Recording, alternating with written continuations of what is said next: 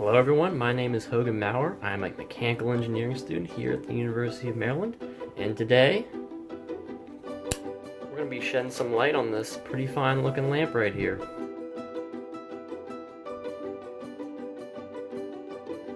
So the system we'll be looking at today is my architectural lamp, which is located in my room.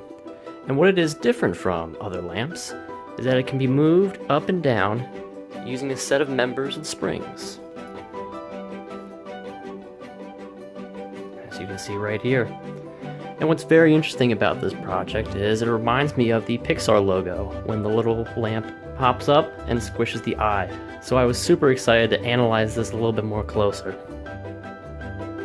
So the first thing I notice about this lamp is that when you look at on the side, you can kind of see the members and the pin sections coming along together. And I knew right instantly that I would love to do a frame analysis on this. But what we have to do with the frame is it has to be 2D, so we have to make a few assumptions going in. The first assumption has to do with this lamp head right here. I decided to make the center of mass right here on that pin, that way we can just use it for that section. And the other one is down here.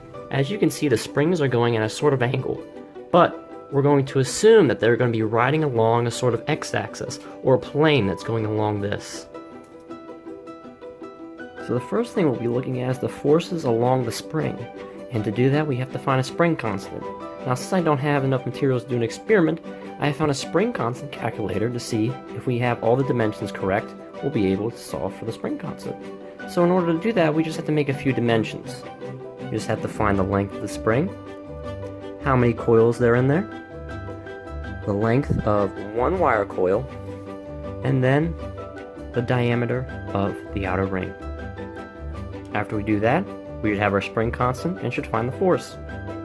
Now what we need to do is plug in all of our answers into this shiny little calculator, and then we can determine what our spring constant will be.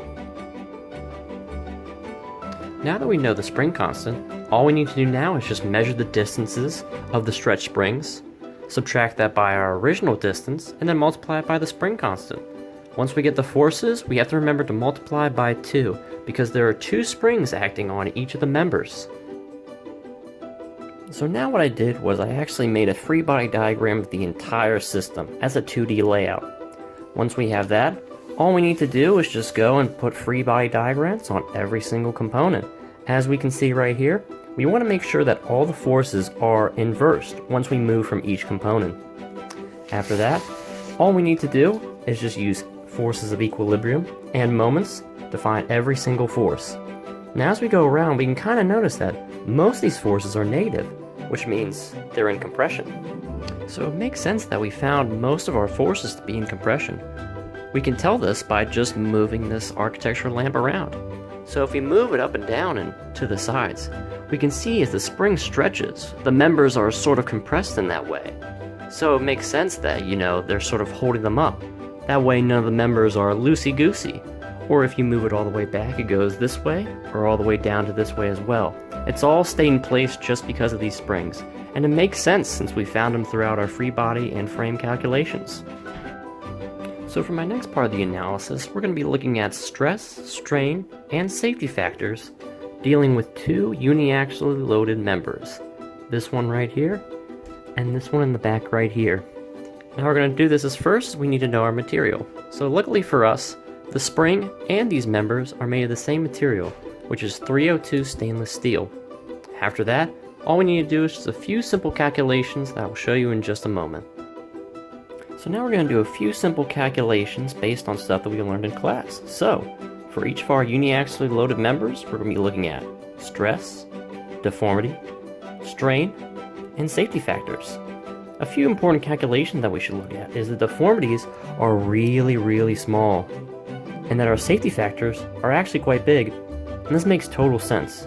We're dealing with stainless steel right here, so I don't think spring-loaded is going to do a lot of deformity, and that the yield stress I don't think will really come from the springs we're looking at. So what was the purpose of all these calculations?